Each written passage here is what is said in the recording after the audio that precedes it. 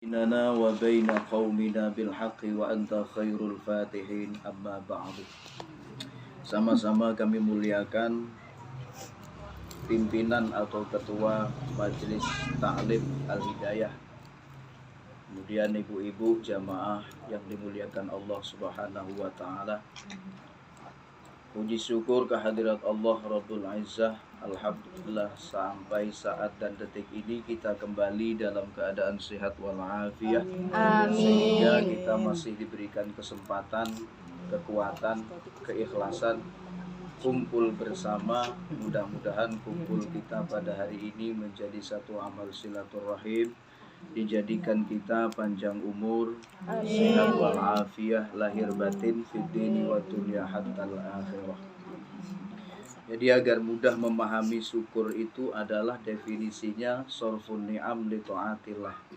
Syukur itu mempergunakan seluruh kenikmatan Allah untuk menuju ketaatan kepada Allah Subhanahu wa Ta'ala. Kita sehat, cara mensyukuri kesehatan tersebut, mempergunakan kesehatan tersebut untuk taat kepada Allah. Kemudian kita diberikan umur yang panjang oleh Allah. Cara mensyukurinya mempergunakan umur untuk taat kepada Allah. Kemudian Allah beri kita rezeki. Cara mensyukuri rezeki tersebut yaitu dengan menggunakan jalan rezeki yang diberikan oleh Allah untuk menuju ketaatan kepada Allah Subhanahu wa Ta'ala. Caranya yaitu kalau ada di masjid kotak infak jalan, jangan cuma laju aja, hentikan bentar, masukkan. Jadi kadang-kadang lama, ya kan, doanya panjang tapi yang dimasukkan cuma bunyinya aneh itu Pak. Perlu ditengok habis daripada dipuikan. Jadi surga itu yang nggak dihargai segitu. Jadi cara mensyukur itu seperti itu. Jadi untuk kita pahami kembali bahwa kalau seumpamanya kita diberikan sesuatu oleh orang lain, kalau kebanyakan biasa kita ngomong, Bu atau Pak, besok kalau kasih jangan banyak-banyak, masalahnya nggak habis. Itu kalau dikasih orang. Tapi kalau dikasih Allah, merasa kebanyakan, ditambah terus oleh Allah. Walaupun kita kebanyakan, merasa kebanyakan nikmatnya Allah, dikasih terus menerus oleh Allah Subhanahu wa Ta'ala. Itu bedanya. Jadi kalau dikasih orang kebanyakan, kita ngomong, Bu, besok jangan kasih banyak-banyak, karena nggak habis. Tapi kalau dikasih Allah, merasa kebanyakan, ditambah terus oleh Allah Subhanahu wa Ta'ala. Kemudian sholawat dan salam tetap tercurahkan kepada baginda Nabi besar kita Muhammad sallallahu alaihi wasallam, alladzi turja syafa'atuhu biqauli Allahumma shalli ala sayyidina Muhammad wa ala ali sayyidina Muhammad. Mudah-mudahan dengan membacakan sholawat disertai dengan rasa cinta kepada Rasulullah sallallahu alaihi wasallam, kita semua diakui sebagai umatnya dan kelak mendapatkan syafaat di yaumil qiyamah. Amin Allahumma amin.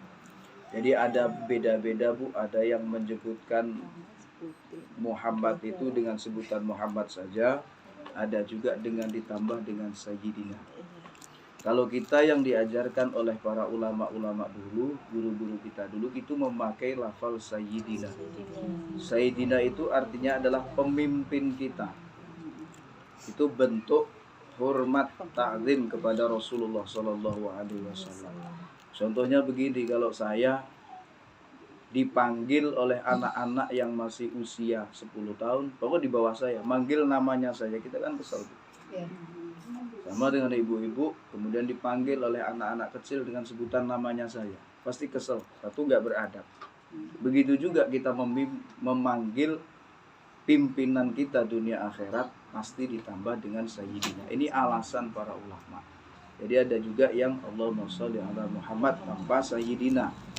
Jadi kan kayaknya kurang etis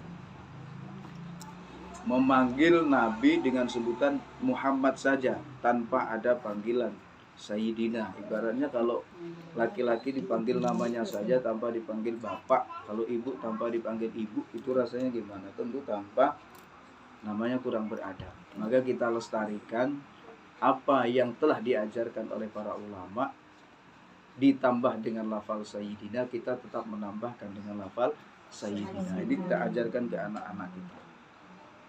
Kemudian Ibu, baru saja kita membaca surah Yasin, kemudian ditambah dengan tahlil. Di situ kita jangan salah memahami bahwa tahlil itu asal kata daripada halala yuhalilu, yaitu la ilaha illallah. Jadi kesannya kok tahlil sekarang kok kurang baik, dikit-dikit tahlil, dikit-dikit tahlil, kan begitu pandangannya kan.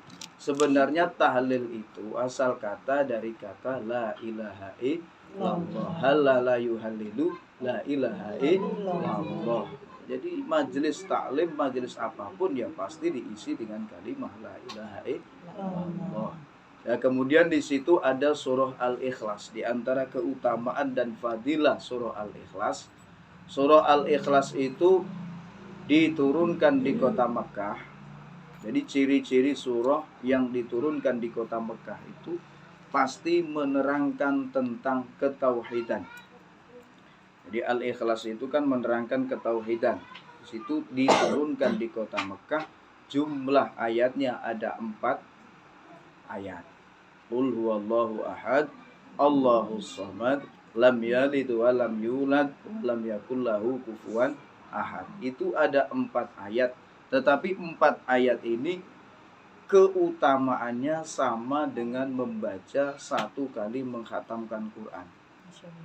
Cuma 4 ayat surah Al-Ikhlas itu keutamaannya sama dengan mengkhatamkan membaca Al-Quran. 1 kali membaca Al-Quran. Kapan kita mengkhatamkan Al-Quran? Setahun sekali belum pasti mengkhatamkan Al-Quran. Ini kita setiap ahad kita kumpul, baca Yasin, baca surah Al-Ikhlas. Tanpa disadari kita itu telah mengkhatamkan Al-Quran dalam setiap minggu. Ya, maka yang kayak gini diteruskan saja. Jadi ada istilahnya omongan-omongan yang gak enak, lanjut aja. Yang penting kita niatnya bagus. Kita niatnya zikir, kita niatnya doakan kepada leluhur kita. Ini merupakan hal yang sangat luar biasa. Ini tradisi, tetapi tradisi yang baik. Kemudian asbabun nuzul, ya. Asbabun nuzul itu sebab-sebab diturunkan surah Al-Ikhlas. Itu terjadi di kota Mekah. Orang-orang kafir Mekah itu kumpul dan bertanya kepada baginda Rasulullah SAW. Dia menanyakan, tapi nanyanya itu agak menghina itu. Jadi nanya tapi sambil ngenyek, bahasa Jawa bilang ngenyek itu. Jadi ceritakan, jelaskan kepada kami wahai Muhammad, sesungguhnya Tuhanmu itu diciptakan dari apa? Dia nanya seperti itu. Jadi kenapa kok disembah? Tuhanmu itu apakah dijadikan dari emas? Apakah dijadikan dari perak atau dijadikan dari tembaga? Ini pertanyaan orang-orang kafir Mekah kepada Nabi Muhammad. Nah, sementara Tuhan kami, kata orang-orang kafir Mekah, diciptakan, kami bikin dari emas, kami bikin dari perak, kami bikin dari tembaga. Maka diciptakan dari barang-barang yang mulia, makanya kami sembah. Itu alasannya orang-orang kafir Mekah. Dia bikin patung, dibikin dari tembaga, dari besi, dari emas, pokoknya barang-barang yang mulia itu disembah. Nah, sementara Tuhanmu wahai Muhammad itu diciptakan dari apa? Kenapa kok disembah, dimuliakan? Nah, itu yang menjadi pertanyaan. Jadi artinya orang pintar kalau nggak ada imannya ya tanyaannya ya kayak gitu.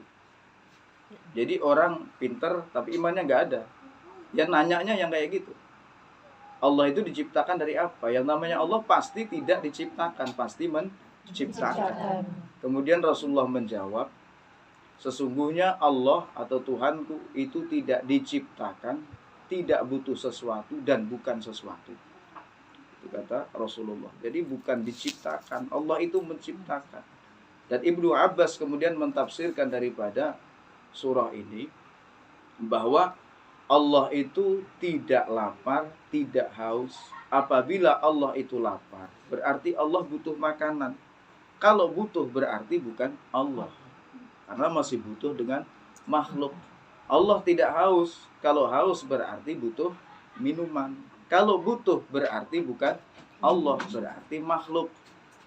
Nah, sebaliknya makhluk yang butuh kepada Allah, bukan Allah yang butuh kepada makhluk. Jadi kalau seumpamanya sealam dunia ini tidak ada yang menyembah Allah, tidak sedikit pun mengurangi kekuasaan Allah.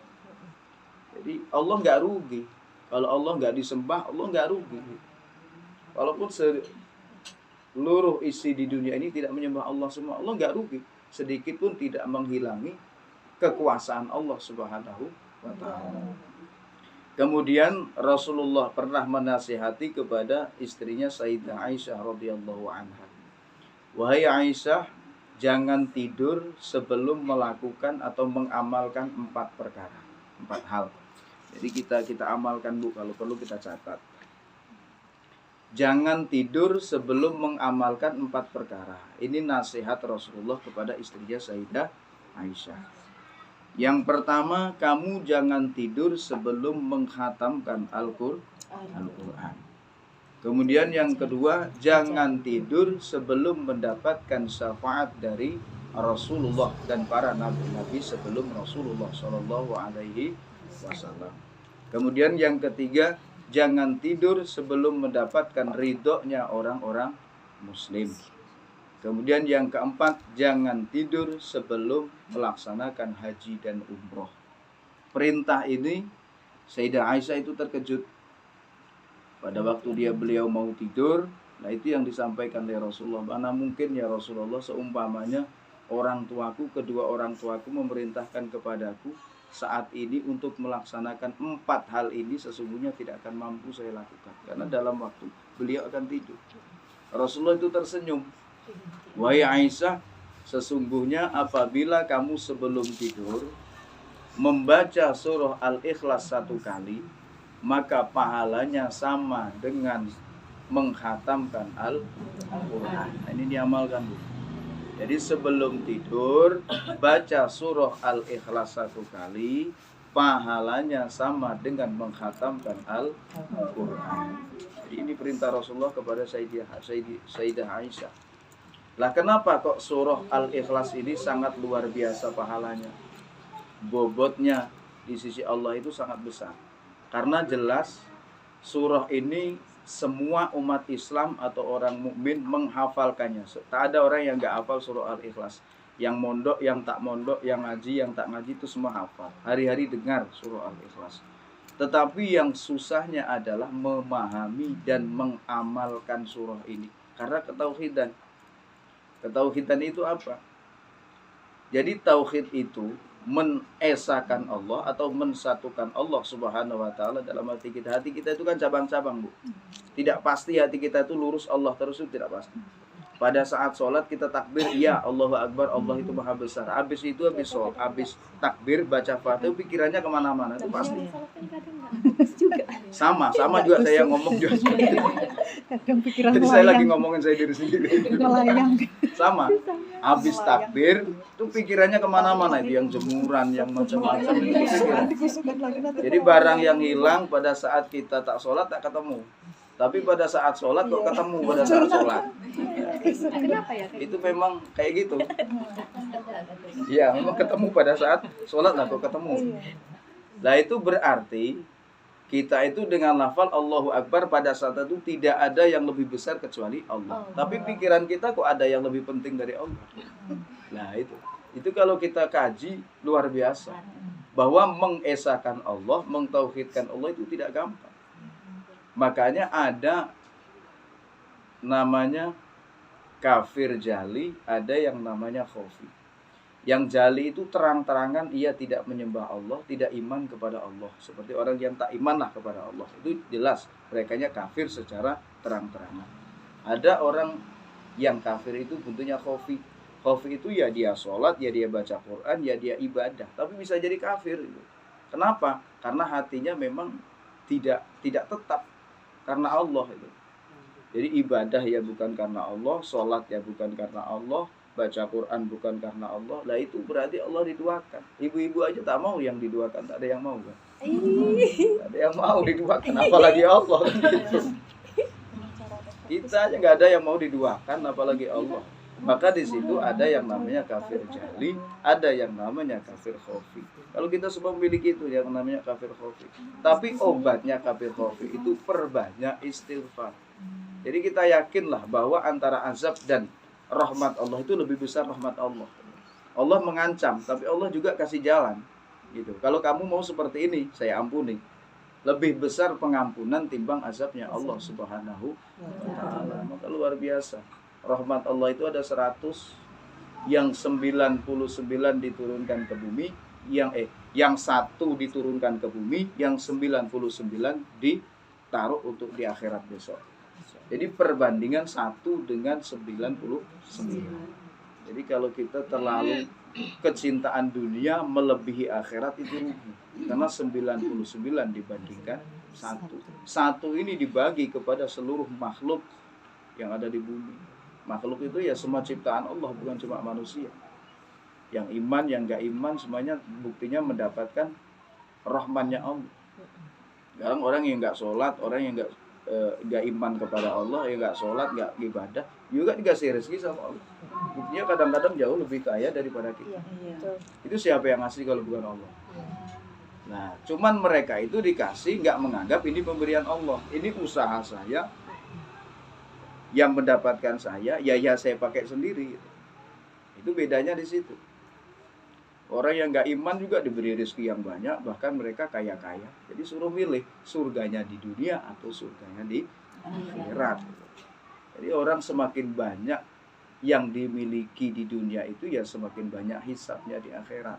Karena Nabi Sulaiman itu nabi yang terakhir masuk surga, karena hisab hartanya itu banyak. Dari mana, untuk apa, buat apa, nanti dipertanyakan oleh Allah Subhanahu wa ta'ala. Jadi satu rahmat dibagikan di seluruh makhluk Allah, yang 99 disimpan untuk kenikmatan di akhirat. Jadi kita salah kalau mencintai dunia berlebihan, mengalahkan cintanya di akhirat, itu salah.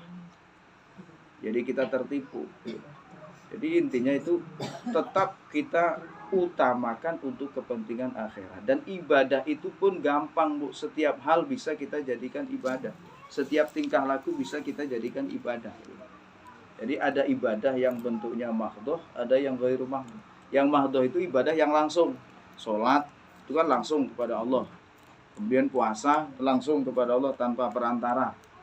Tapi kalau ibadah yang ghairu mahdhoh, itu ibadahnya kepada Allah tapi perantara manusia. Contoh, kita bayar zakat, kita kan gak ngantar langsung kepada Allah, karena Allah gak butuh zakat kita kasih ke orang, tapi yang memberikan pahala Allah.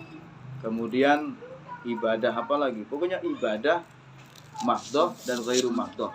Yang mahdhoh ibadah langsung kepada Allah, yang ghairu mahdhoh ibadah kita kepada Allah tapi perantara manusia. Moga baik-baik dengan manusia, terutama dengan tetangga dan sebagainya. Jadi beratnya daripada surah Al-Ikhlas itu adalah tentang ketauhidan. Tidak semua orang mampu mengamalkannya. Kalau mampu mengamalkan surah itu luar biasa. Maka Rasulullah itu susah itu memikirkan umat, gak pernah memikirkan pribadi. Susah turun malaikat Jibril mengatakan, ya Rasul, sesungguhnya setelah diturunkan surah ini tidak akan ada umatmu yang diazab selagi mau mengamalkan secara benar-benar surah Al-Ikhlas ini.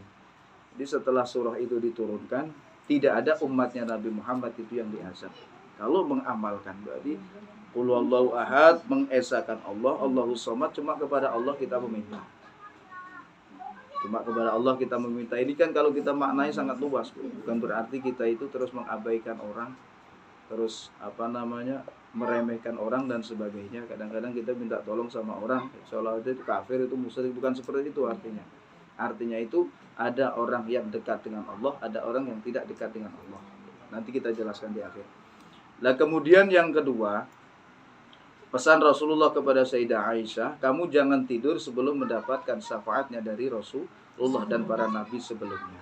Jadi apa amalannya? Yaitu disuruh membaca sholawat Nabi, sholawat kepada Rasulullah, kepada nabi-nabi sebelumnya Allah. Allahumma shalli ala Sayyidina Muhammad wa ala ali Sayyidina Muhammad kama shallaita ala kayak tahiyat itu. Dan tahiyat. Jadi bacaan sholawatnya kepada Nabi dan juga kepada nabi-nabi sebelum Nabi Muhammad. Itu kan gampang. Mau tidur tak sampai 5 menit itu. Pertama surah Al-Ikhlas, yang kedua membaca sholawat kepada Rasulullah. Jadi kita membaca sholawat kepada Rasulullah bukan mendewakan Rasulullah. Kadang-kadang ini memang perlu kita luruskan, kita klarifikasi. Banyak orang yang beranggapan kalau kita baca sholawat mengagung-agungkan Rasulullah, seolah-olah mendewakan Rasulullah. Bukan, karena Rasulullah bukan dewa. perintah daripada baca sholawat ini, innallaha wa malaikatahu yusholluna 'alan nabi ya ayyuhalladzina amanu shollu 'alaihi wa sallimu taslima. Dalam tafsir Jalalain menjelaskan hukumnya wajib membaca sholawat. Jadi saya nggak berani menyampaikan agama itu bukan lewat akal pikiran, Bu. Agama itu ya dari Allah, dari Rasulullah. Kalau saya menyampaikan ilmu ya tetap harus Qur'annya, harus ada tafsirnya, harus ada hadisnya, ada penafsir-penafsirnya. Kita cuma menyampaikan. Kita tak boleh mentafsirkan Qur'an, kita tak boleh mentafsirkan hadis, tak boleh. Karena sudah ada mufasirnya. Makanya kita penting. Ya, jadi ingin mendapatkan syafaatnya Rasulullah, sebelum tidur membaca syafaat kepada Rasulullah. Kita kembali bahwa Rasulullah itu kita bukan mendewakan Rasulullah, tetapi ini perintah Allah untuk baca sholawat kepada Rasulullah. Yang kedua, Rasulullah sebagai Habibullah, sebagai kekasihnya Allah Subhanahu wa ta'ala. Tidak ada satupun doanya Rasulullah itu yang ditolak. Jadi tidak ada doa satupun yang ditolak oleh Allah, doanya Rasulullah SAW. Maka isi doa daripada Rasulullah itu pasti doakan umat. Gak ada untuk kepentingan sendiri. Sedangkan Rasulullah nggak doa pun ditawarin sama Allah. Apalagi kalau Rasulullah doa pasti diijabah. Pasti diijabah. Sementara isi doanya Rasulullah bukan untuk kepentingan, bukan untuk anaknya, bukan untuk istrinya, umatnya yang dipikirkan oleh Rasulullah. Lah, sementara kita itu membaca sholawat, kemudian kita berdoa, menitipkan doa dan harapan kita kepada Rasulullah untuk disampaikan kepada Allah, karena pasti diterima. Untuk mudah kita pahami gini, Bu, kita ngajukan proposal ke pusat, ke Jakarta, kita tulis sendiri, kita tanda tangan sendiri, kita antar sendiri. Kira-kira cair nggak yang kita minta? Dibaca aja nggak itu? Nah, itu logikanya seperti itu. Karena apa? Kita udah terlalu jauh sama Allah, hijabnya itu tuh banyak dosa, banyak salah dan sebagainya, sehingga semakin banyak dosa kita, semakin jauh hubungan kita kepada Allah. Maka doa kita itu tak sampai. Bukan tidak dikabul. Kalau sampai pasti dikabul. Karena ada hijab ya, ada dinding. Antara kita sama Allah itu ada dinding. Semakin tebal dosa kita, semakin jauh kita kepada Allah. Jadi doa kita nggak sampai. Bukan masalah nggak diijabah, nggak sampai. Karena hijabnya terlalu tebal. Maka itulah kita merekomendasikan titip kepada Rasulullah sebagai tangan kanannya Allah untuk menyampaikan hajat kita. Itu sebenarnya tauhidnya gitu, Bu. Ya, jadi kita jangan salah memahami, istilahnya kita doa kok tawasul dan sebagainya kepada Rasulullah itu musyrik menduakan. Bukan itu. Tauhidnya enggak seperti itu. Tauhidnya itu kita merasa banyak dosa, kemudian Rasulullah sebagai orang yang terdekatnya Allah, doanya pasti diijabah, isinya doa pasti untuk umat, kita titip doa untuk disampaikan kepada Allah, pasti didengar oleh Allah, pasti diijabah oleh Allah. Itu sama dengan kita tawasul kepada para alim ulama, kepada para kekasihnya Allah. Mereka jauh lebih dekat kepada Allah dibandingkan kita. Kita titip, bukan kita minta doa sama dia, bukan kita minta sama dia, tidak. Kita titip doa untuk disampaikan kepada Allah. Lah kenapa kita tak langsung? Kan itu pertanyaannya. Kita itu terlalu lama. Kadang-kadang kita doa sekarang belum tentu diijabah 1 tahun, 2 tahun, 3 tahun, bahkan bisa jadi ke anak cucu kita baru diijabah. Karena kebanyakan dosa. Makanya kita titipkanlah doa kita kepada Rasulullah. Titipkanlah doa kita kepada para wali-wali Allah, jadi kekasihnya Allah. Itu orang-orang yang dekat kepada Allah. Jadi itu memperbaiki akidah kita agar tidak mudah digerus, Bu, dengan akhir zaman yang makin banyak pemahaman-pemahaman yang bersolawat itu tidak boleh, yang baca Yasin tidak boleh. Sebenarnya begini, Bu, baca Yasin itu kalau kita baca tafsirnya, sebelum Allah menciptakan langit dan bumi, Allah itu bacaannya sudah membaca surah Yasin dan surah Toha. Allah belum menjadikan langit bumi. Lah kenapa kalau orang kita suka bacanya itu, kalau orang-orang ahli sunnah ya, ahli sunnah wal jamaah bacanya itu malam Jumat. Apakah harus? Itu tidak harus, Bu. Jadi Senin boleh, Selasa boleh, Rabu boleh, setiap hari boleh. Syukur setiap sholat baca Yasin. Lah kenapa kok dipilih hari Jumat kalau amalan orang-orang ahli sunnah? Karena Jumat itu adalah sayyidul ayyam. Di antara hari-hari itu yang paling mulia adalah hari Jumat. Maka baca pada hari itu agar diijabah doanya oleh Allah Subhanahu wa Ta'ala. Jadi kita tak usah ngatur, orang dulu jauh lebih bijaksana dibandingkan kita. Kadang kita merasa lebih pintar daripada orang dulu. Orang dulu itu Masya Allah luar biasa. Bukan cuma pintar, tapi ketajaman hatinya itu luar biasa. Tahu kondisi umat. Umat seperti ini berarti agama dimasukkan cara ini. Umat ini kemampuannya megang agama ini berarti dimasukkan cara ini gitu. Jadi mereka belajarnya di Mekah. Yang dibawa bukan adat dan budaya, tapi yang dibawa adalah ilmunya. Jadi kalau tanya itu pakaian Rasulullah itu yang seperti ini. Sebenarnya yang namanya pakaian jubah, pakaian gamis itu bukan pakaian agamis, tapi pakaian adatnya orang Arab. Semua.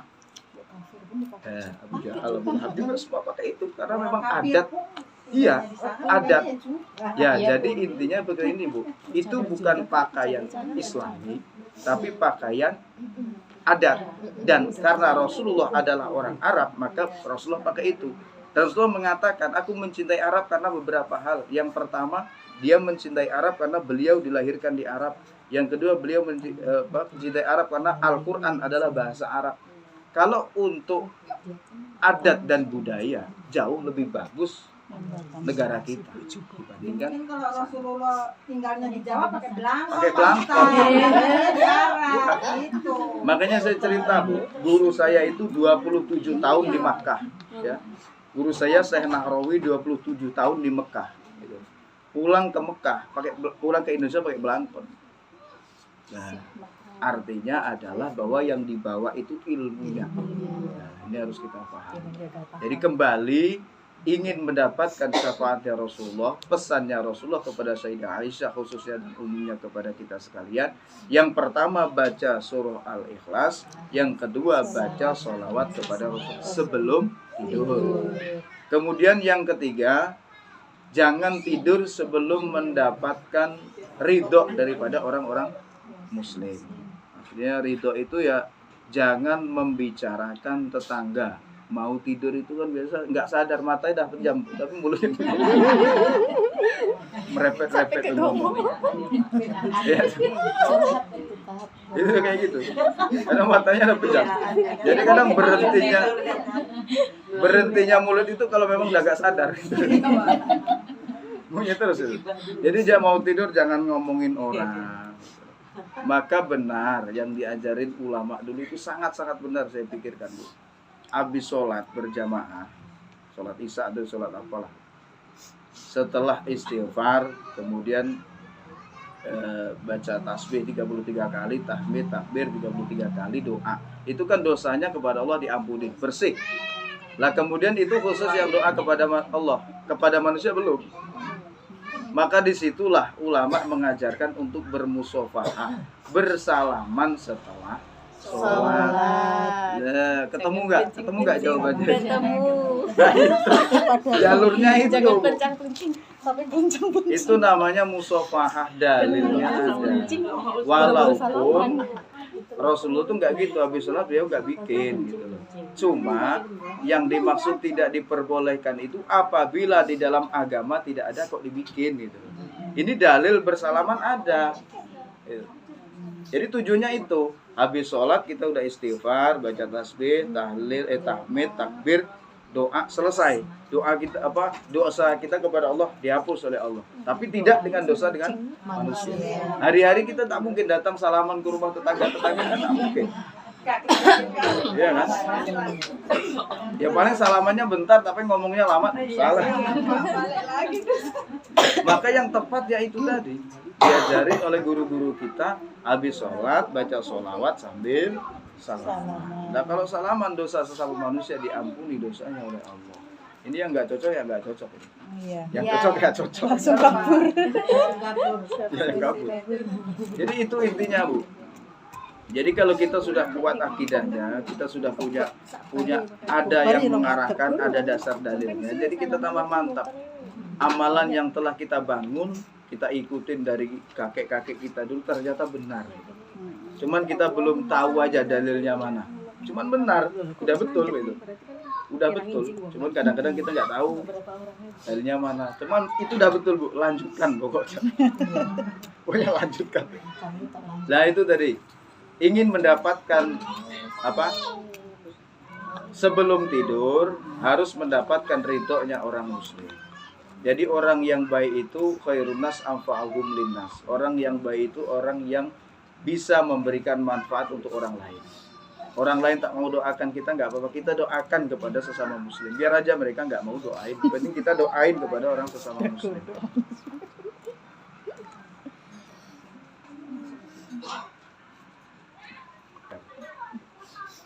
Jadi orang muslim, orang lain nggak mau doakan kita, nggak apa-apa, yang penting kita doakan orang muslim. Kita pengen hidup jadi orang yang manfaat. Nah, contoh kita doain kepada leluhur-leluhur kita yang sudah wafat, yang sudah meninggal dan sebagainya. Itu ya macam-macam pandangan, ada bilang yang sampai, ada yang tidak. Tapi kalau kita kaji benar, itu ternyata ada, Bu. Kalau kita benar-benar ngaji. Jadi istilahnya orang ngaji itu jangan cuma 1-2 hadis, jangan 1-2 kitab. Kalau di pondok itu Bu, kita cerita. Di pondok itu selesainya mondok itu baru program mengaji itu 7 tahun.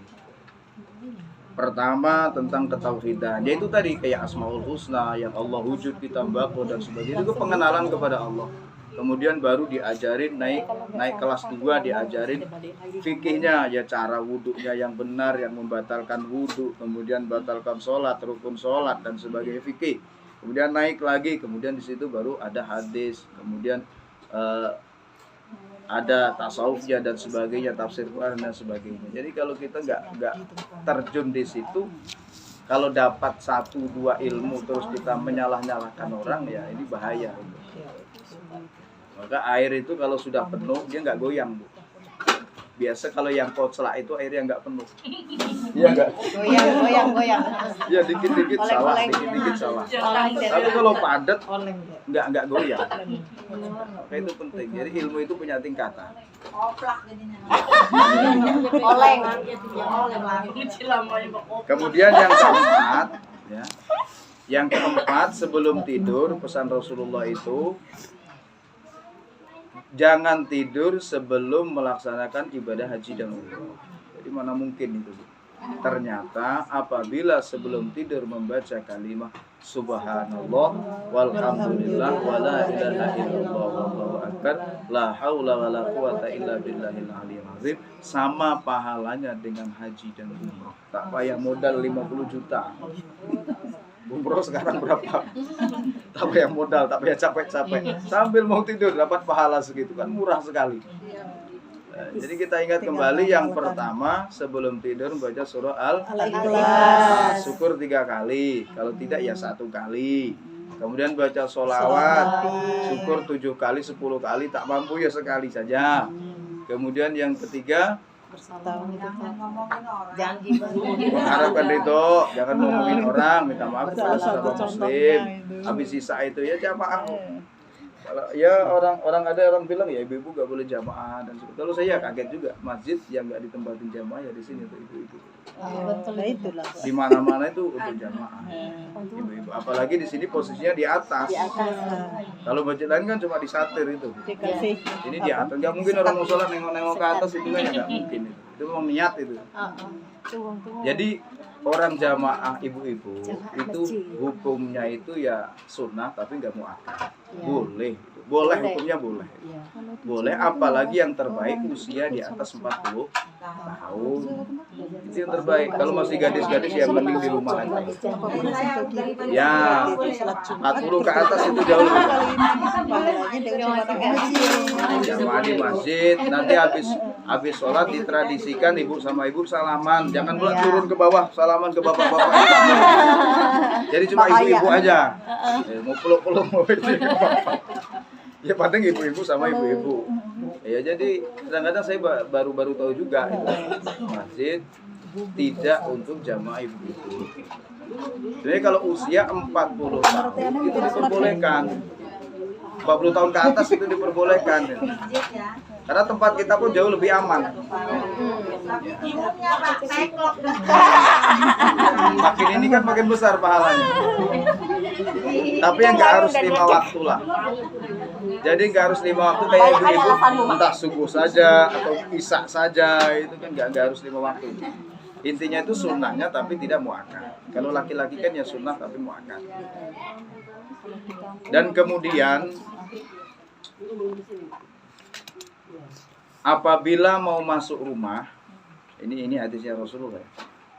Mau masuk rumah itu bacalah surah Al-Ikhlas, maka rezekinya diperluas oleh Allah Subhanahu wa taala. Jadi mau buka pintu baca surah Al-Ikhlas 1 kali atau 3 kali.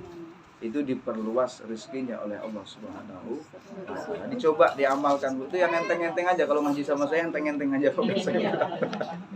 Yang jelas hari-hari mudah diamalkan.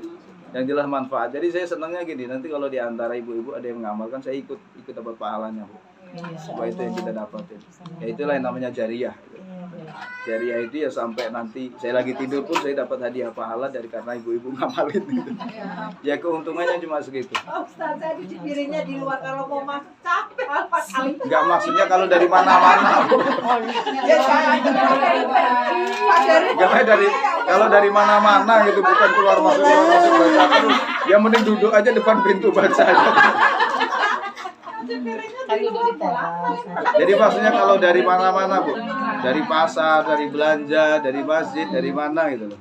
Dari majelis taklim masuk, jangan keluar masuk baca. Mending duduk aja depan pintu. Berarti banyak pahalamu nanti. Tambah banyak pahalanya. Sebelum masuk rumah baca surah Al-Ikhlas 1 kali, insyaallah diperluaskan oleh Allah Subhanahu wa taala rezekinya. Jadi rezeki luas tak harus kaya, Bu, jangan salah kita paham. Iya. Jadi jangan kaya-kaya nih kita, Pak. Ya. Nafas ini Jadi kaya rezeki yang berkah itu nggak harus kaya. Kaya kali itu. Yang jelas harta itu dipakai jadi enak. Bayarnya mahal. Di badan jadi enak, di anak-anak jadi patuh-patuh, anak jadi taat-taat itu. Coba kita sakit hati kali, Bu. Kalau anak nggak patuh itu luar biasa.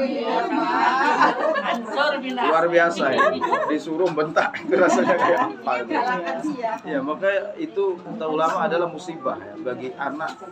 Anak yang tak patuh dengan orang tua itu musibah. Itu musibah terbesar, karena mau tak mau ibu itu pasti mengeluarkan kata-kata yang gak enak, padahal kata-kata yang gak enak itu doa untuk anak. Itu luar biasa. Makanya yang namanya rezeki berkah, anak berkah, ya hidupnya begitu, nggak kaya-kaya sekali tapi tenang.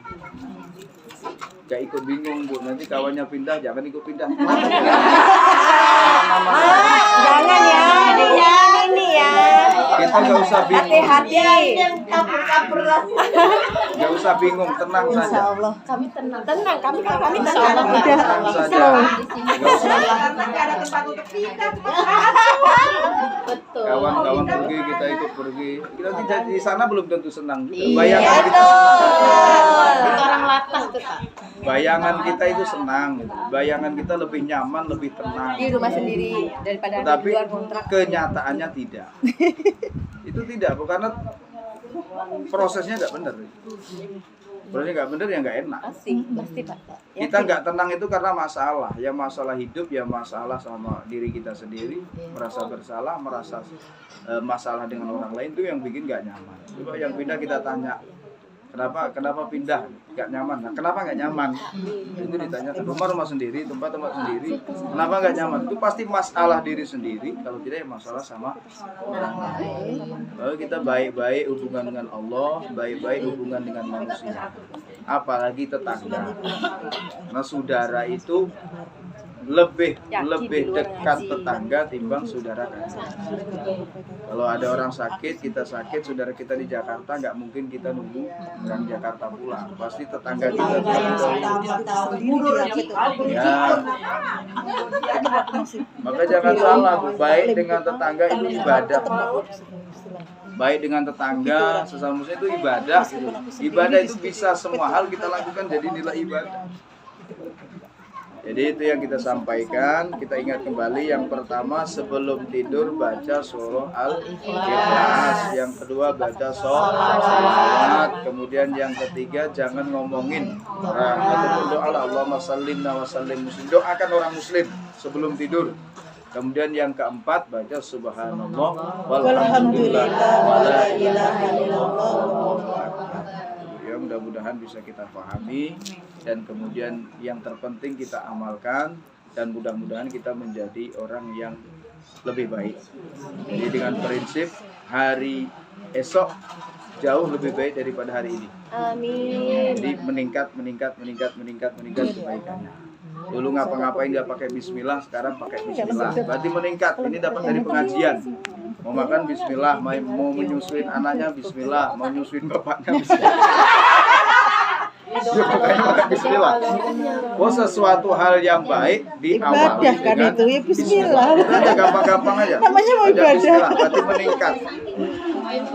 Hari-hari meningkat kebaikan sampai akhir hayat, sampai husnul khotimah. Jadi husnul khotimah prosesnya gitu, Bu. Hari ini lebih baik daripada hari kemarin, hari esok lebih baik daripada hari ini.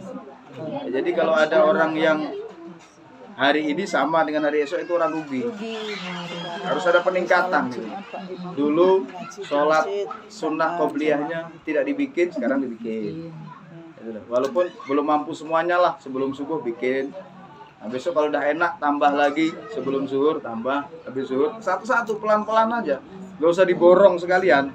Tadi borong sekalian mungkin bisa bikin cuma 2-3 hari, habis itu lempar. Tapi jadi kita ibadah itu pelan-pelan, diperbaiki sedikit, tetapi nanti yang penting akhir hayatnya itu husnul khotimah. Jadi namanya orang tambah baik berarti tambah iman, ya kan? Tambah baik tambah iman. Jadi kalau tak tambah baik berarti tidak tambah iman. Orang tambah lama tambah baik berarti imannya tambah baik. Makanya orang menikah itu, orang menikah itu kan sakinah mawaddah warahmah, kan begitu kan? Ya kenapa kok sakinah mawaddah warahmah? Karena orang ibadah, orang nikah itu semua hal yang dilakukan jadi nilai ibadah.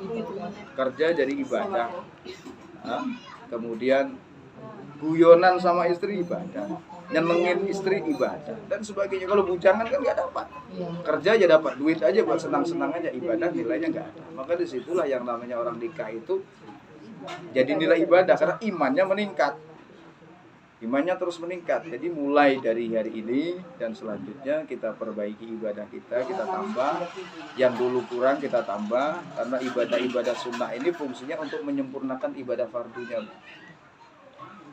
Jadi ibadah fardu yang kita lakukan itu tidak sempurna kalau tidak dilakukan ibadah-ibadah sunnah, sholat rawatibnya. Jadi kalau kita meremehkan itu, berarti kita meremehkan juga sholat ibadah 5 waktunya. Sholat subuh dinilai sempurna oleh Allah apabila mau melaksanakan qobliyah subuh. Itu dinilai sempurna. Zuhur begitu juga, asar dan seterusnya begitu juga. Jadi sempurnanya puasa juga begitu. Sempurnanya puasa kalau kita mau puasa di luar bulan suci Ramadan. Sunnah-sunnahnya Senin, Kamis dan sebagainya. Itu untuk menyempurnakan ketidaksempurnaan puasa fardu dan seterusnya. Ini 5 menit Bu kalau ada pertanyaan.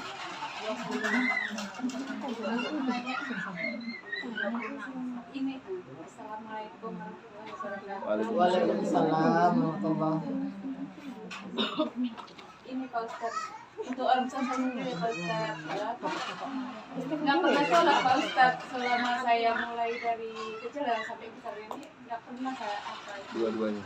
Enggak, yang dua-dua udah meninggal. Mama kan mualaf kan, tapi udah meninggal, malah kebalik. Mama yang apa namanya, yang rajin gitu. Sampai sekarang mulai dari kecil itu disuruh apa nggak bisa. Itu tugas kita ngingetin Pak Bu, tapi ngingetin yang pelan-pelan lah. Memang susah, namanya hidayah itu tidak ada satu orang pun yang bisa memberikan hidayah. Memang susah. Ya intinya kita nasihati, didoain syukur dikirimin Fatihah. Habis sholat doain bapaknya, difatihain bapaknya, diberikan hidayah mau sholat. Soalnya kalau orang nggak sholat, orang nggak ngaji itu hatinya kerasnya luar biasa. Dinasihatin mental itu. Itu makanya masuknya harus pelan-pelan. Ya istilahnya nasihatin, ya mungkin kalau dinasihatin nggak mau ya didoain habis sholat, difatihain bapaknya. Gak usah bahasa Arab lah, ya mudah-mudahan bapakku namanya ini mau melaksanakan sholat, mohon petunjuk, diberikan hidayah, gitu aja. Jadi tugas ibu selesai. Gitu. Ya, kadang kalau saya pengen rasanya dirukiah. Rasanya saking susahnya gitu. Kadang pengen. Jadi itu hidayah lah. Nama hidayah itu memang tidak ada satu orang pun yang bisa berhidayah. Cuman ya tugasnya manusia yang menyampaikan, menasehati. Siapa tahu itu menjadi nilai hidayah. Kalau hidayah nggak ada bisa, Rasulullah aja nggak bisa kasih hidayah. Jadi kalau bisa itu pasti diislamkan semua Rasulullah. Jadi begitulah, dinasehatin. Kalau nggak dinasehatin ya didoain terus menerus. Atau sering kumpul dengan orang-orang ahli ibadah, insya Allah suka ibadah. Maaf Pak, orang tua saya tuh peminum juga Pak, orangnya Sampai sekarang. Iya, nggak bisa diapain. Ya itu menyebabkan kerasnya hati ya itu. Tugas kita sebagai Doain aja Bu. tetap tugas kita Doain sebagai aja. mendoakan orang tua. Didoain terus menerus 5 waktu Aja orang tua Fatihah doain terus. Berarti itu menjadi jalan hidayah.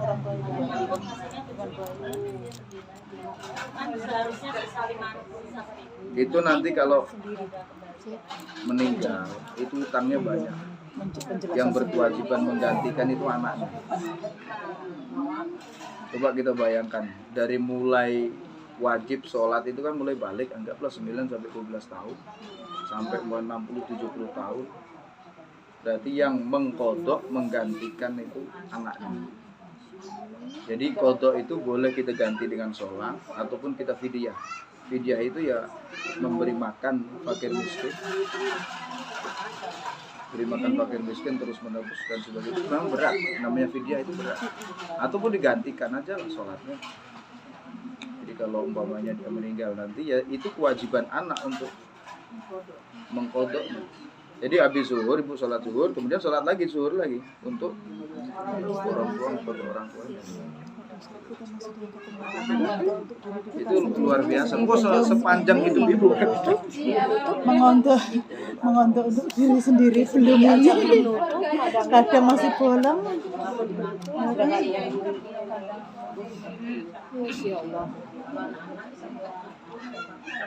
Ya itu tadi lah, didoain terus, diberikan Fatihah.